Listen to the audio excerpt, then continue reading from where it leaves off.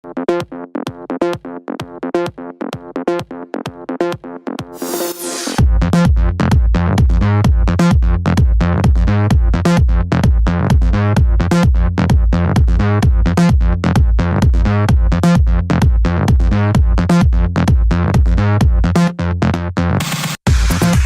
à vous tous qui nous rejoignez notre nouvelle émission de BD Mag, l'émission 100% bande dessinée. Et vous savez quoi, petit vénard, c'est toutes les semaines. Alors aujourd'hui, on met notre émission à la voix off Florence, comme d'habitude, et moi j'ai un rendez-vous super important avec un invité exceptionnel, donc j'y vais.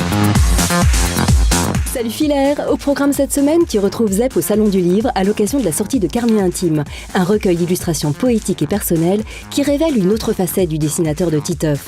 Ensuite, tu rencontres l'équipe de Buff Company, responsable des effets spéciaux de Marsupilami le film. Comment Olivier et Bastien donnent vie au Marsu. On parcourt ensemble les sorties BD de la semaine avec Super Patriote, Imperator, Ping Pong Dash et Le Voyage Extraordinaire. Cette semaine aussi, nous donnons la parole à un jeune auteur qui sort son premier album. Alors, bon voyage dans l'univers de la BD.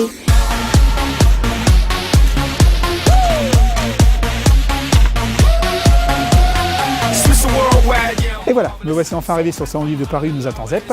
Je vous les découvrir en reportage sur sa vie.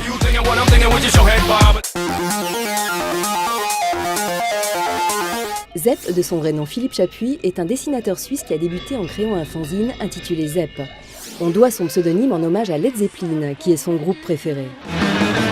Très vite, il travaille aux éditions Dupuis où il sort 3 albums. Victor n'en rate pas une en 88, Léon Coquillard en 90 et Cradock Amanit Bunker en 91. Mais c'est en faisant des croquis de ce qui sera plus tard Titeuf que Zep obtient ses lettres de noblesse. Pourtant, tout n'était pas gagné. Après plusieurs échecs de présentation du personnage auprès de nombreux éditeurs, Zep est repéré par les éditions Glénat qui en fera son fer de lance. Le premier album de Titeuf est édité à 8000 exemplaires et très vite c'est le succès. Le deuxième est vendu à 1,8 million d'exemplaires. Aujourd'hui, la sortie d'un Titeuf est un événement très attendu sur la planète BD et ce ne sont pas les fans qui nous contrediront. J'adore Titeuf. Voguant de succès en succès, Zep devient réalisateur le temps d'un film en adaptant Titeuf au cinéma. Il travaille sur d'autres projets tels que Captain Biceps, les Chrono Kids, récemment primés au Festival de BD d'Angoulême. Mais jusqu'où va aller le talent de Zep? Où s'arrêtera-t-il? Peut-être quand Titeuf sera devenu ado, mais ça, c'est déjà une autre histoire. Bonjour Zep. Bonjour. Tu es ici pour nous parler donc de Carnet Intime, Carnet Intime, qui en fait représente des illustrations. Alors pourquoi Carnet Intime? C'est une compilation de mes carnets de voyage depuis une vingtaine d'années. Mais sauf que je dessine rarement le Taj Mahal, je vais dessiner des petites choses, donc j'aime mieux les choses sur lesquelles le temps a passé. C'est-à-dire que j'ai pas tellement envie d'aller dessiner la pyramide du Louvre. J'aime bien quand c'est un peu pété. C'est vraiment des dessins qui sont des espèces de rêveries et à l'arrivée je trouve qu'ils disent beaucoup. D'ailleurs tu es un grand voyageur parce que tu pars en Tanzanie, Japon... à la base je suis pas du tout un grand voyageur en fait. D'accord. Au départ j'avais pas mal de réticence justement à voyager. Je me suis mis à dessiner aussi des lieux pour ça. C'était une manière de m'installer quelque part. Moi, si je peux dessiner un endroit, après c'est bon. Je me sens chez moi, je peux revenir 10 ans après dans cet endroit, je suis bien. Et d'ailleurs, ce que tu as écrit à côté, ce que tu as mis plein de petites phrases, c'est ce que tu as rédigé après avoir dessiné ou ça s'est fait Alors souvent, c'est des choses que que j'avais à l'esprit en faisant le dessin. Donc, il y a beaucoup de réflexions sur aussi qu'est-ce que c'est de dessiner, pourquoi on dessine, pourquoi on observe, pourquoi on n'observe pas les choses. Sur le moment, tu t'es senti plutôt peintre ou dessinateur de bande dessinée? Vraiment dessinateur. J'ai une petite boîte d'aquarelle qui est grande comme un paquet de cigarettes. J'ai mon carnet, ma boîte, et tout ça tient dans un sac avec une bouteille d'eau, je me pose, je dessine. Alors des fois dans des endroits désertiques, on me fait une paix royale. Des fois dans des endroits où tout à coup les gens sont curieux, donc ils viennent voir. Ce que tu dessines, en fait. Ouais. Par exemple au Népal, tout à coup il y avait des groupes d'enfants qui venaient et qui appellent leurs copains. Il y avait vite 50 ou 60 gamins qui sont là autour, donc on ne peut plus parce qu'on ne voit plus rien. Ils sont là autour et qui montrent du doigt le lieu parce qu'ils le reconnaissent. Tu as dessiné que des paysages, tu n'as pas dessiné de personnes en fait? Pratiquement pas. Je dessine aussi des personnes dans mes carnets, mais de manière différente parce que dessiner des gens, ils bougent les gens. Donc il faut que je le dessine avant qu'ils se rendent compte que je suis en train de les dessiner. Alors c'est dans des cafés où les gens sont un peu immobiles. Mais je ne fais pas poser des gens pour moi. Parce que moi, au départ, je n'ai pas appris à dessiner par le réel, j'ai appris à dessiner en recopiant des bandes dessinées que je lisais quand j'étais enfant. D'ailleurs, c'est quoi tes sources d'inspiration de bandes dessinées à tout début? Voilà, les bandes dessinées, Spirou, Franquin, très école belge. Ouais. Alors, tu es passé à la réalisation. donc, de ton premier long métrage animé. Il y a eu des différences entre l'album de bande dessinée et le dessin animé, la méthode de travail, la façon d'apporter l'histoire? Disons que la principale différence, c'est ni le fait qu'il bouge, ni le fait qu'il parle, c'est que tout à coup on travaille avec des centaines de personnes, c'est 700 personnes le long métrage Titeuf. C'est un casse-tête pour avoir une histoire dans la tronche et qu'à travers 700 personnes et les 2 ans qu'ont pris le film, d'arriver à garder son histoire. Parce qu'effectivement, on a envie de partir dans tous les sens. Quelqu'un arrive, dit « Ah, mais on pourrait faire comme ça, on pourrait aller là, j'aurais envie de faire là. » Le film va être tiraillé de tous les côtés et le boulot du réalisateur, effectivement, c'est de le maintenir, de garder l'histoire qu'on avait dans sa tête au départ. Ça t'a pas fait bizarre d'entendre la voix de Titeuf, ton personnage? Tu t'attendais à une voix particulière, en particulier? Ouais, ça c'est très dur. Les voix, c'est autant de le voir bouger, c'est rien parce que quand on le dessine, on le voit toujours bouger dans sa tête. Autant les voix. Je mets mon pyjama. Moi, je fais toutes les voix des personnages quand je fais de la bande dessinée. Tout à coup, de dire quelle voix un tel, je sais pas. J'en profite pour tester l'élastique de mon slip. Alors pour finir, tes futurs projets? Alors il y a le Titeuf qui sort cette année. Au printemps, c'est ça? C'est pour le mois d'août. Pour le mois d'août. Il y a un gros changement entre Nadia et Titeuf, mais je peux pas vous dire quoi déjà maintenant. Ah non, faut pas le dire. Mais il y a des nouveaux personnages, ouais. Et puis là, j'ai commencé un autre projet qui est un projet très différent, qui est un album réaliste, donc dessiné plus dans l'esprit des carnets intimes, mais avec des personnages cette fois, qui racontent une histoire qui n'est pas une comédie pour une fois. Bon bah merci Zeb de nous avoir accordé donc cette interview. Et je rappelle donc qu'aux éditions Gallimard, Carnet intime est disponible dans toutes les bonnes librairies. Merci. Merci. Je te sens encore. Merci.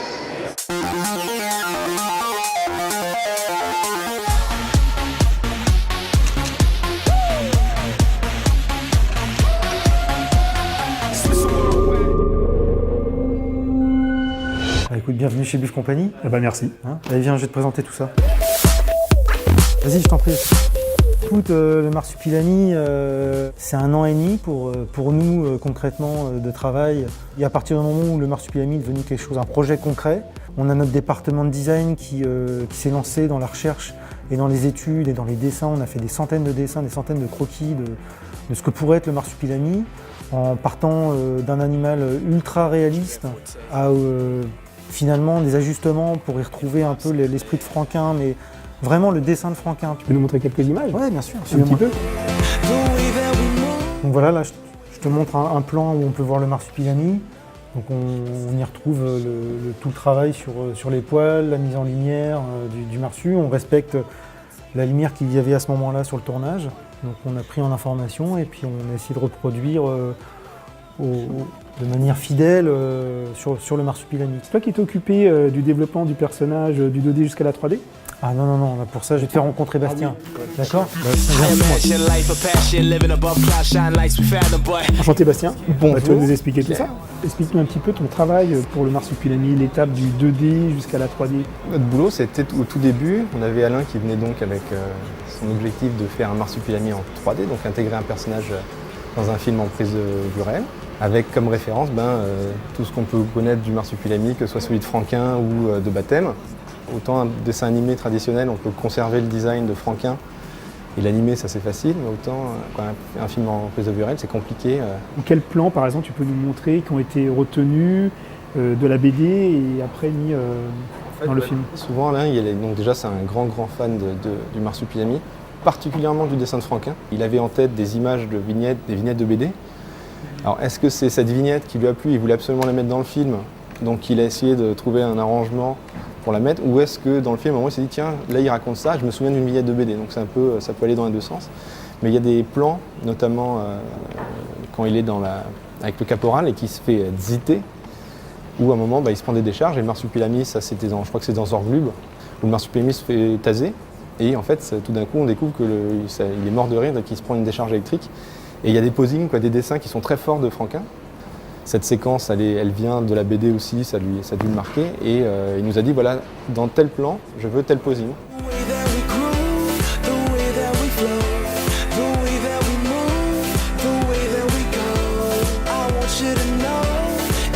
Et voilà, nous étions au studio Buff et nous on poursuit notre émission. C'est parti. Les sorties BD cette semaine. Super Patriote de Kirkman et Walker aux éditions Delcourt. Johnny Armstrong, plus connu sous le nom de Super Patriote, tente de vivre une vie à peu près normale, ce qui s'avère plus facile à dire qu'à faire. En effet, quand il n'est pas en train de sauver ses super-héros d'enfants ou de combattre les nazis, il essaie d'apprécier un dîner en amoureux. Mais c'est sans compter sur l'aide d'un fantôme de son passé, bien déterminé à l'anéantir. Imperator de Mangin et von Fafner aux éditions Soleil. Les humains ont peuplé peu à peu toute la galaxie. Ils ont formé des États, royaumes ou républiques. Le point commun à ces multiples sociétés est leur rapport encore difficile avec les extraterrestres, avec qui elles sont contraintes de partager l'espace vital. Tous les humains sont, ont été ou vont être en guerre avec eux. Ping Pong Dash, tome 15 de Honda aux éditions Bambou. Et la finale s'enflamme. Après l'improbable victoire de Momo décrochée au prix d'un jeu sans concession, c'est tout le public présent qui vibre désormais pour le lycée Burai. La paire Tabori Iwabushi, puis le vice-capitaine Takatsuki sauront-ils foncer dans la brèche ainsi ouverte pour monter à l'assaut de l'imprenable forteresse? Le voyage extraordinaire de Philippi et Camboni aux éditions Vent d'Ouest. Entre la croisée des mondes et les orphelins Baudelaire, les aventures steampunk de deux enfants extraordinaires. Noémie et Émilien ne sont pas des enfants comme les autres. Cousins issus d'une riche famille, ils ont passé leur enfance dans un pensionnat sans presque jamais voir leurs parents. Enfants géniaux, ils se sont finalement habitués. Et voilà, c'est fini pour cette semaine. On se retrouve la semaine prochaine. Bonjour, je m'appelle Léonard Cheminot, je viens vous présenter mon premier album qui sort aux éditions Rivage Casterman Noir. Ça s'appelle Les Amis de Pancho Villa et c'est adapté d'un roman de James Carlos Blake. C'est toute l'histoire de la révolution mexicaine depuis le point de vue d'un des meilleurs amis de Pancho Villa qui s'appelle Rodolfo Fierro. Pancho Villa qui est un bandit de grand chemin dans le nord du Mexique et on le suit au travers de grandes tueries, au travers de moments épiques jusqu'à Mexico, jusqu'à la prise de la ville et au retournement de la situation politique au Mexique. Ce sont des événements historiques qui sont réellement passés de 1910 à 1915. C'est une révolution qui s'est passée en train, c'est assez original, c'est-à-dire qu'ils attaquaient des trains, ils les prenaient en fait pour pouvoir avancer au travers du pays puisque le réseau ferré était bien développé. C'est la première révolution de l'histoire qui s'est faite et peut-être la seule d'ailleurs qui s'est faite uniquement en train, presque uniquement en train. Et pour savoir ce que c'est qu'une vraie révolution, je vous invite à venir découvrir mon album en librairie.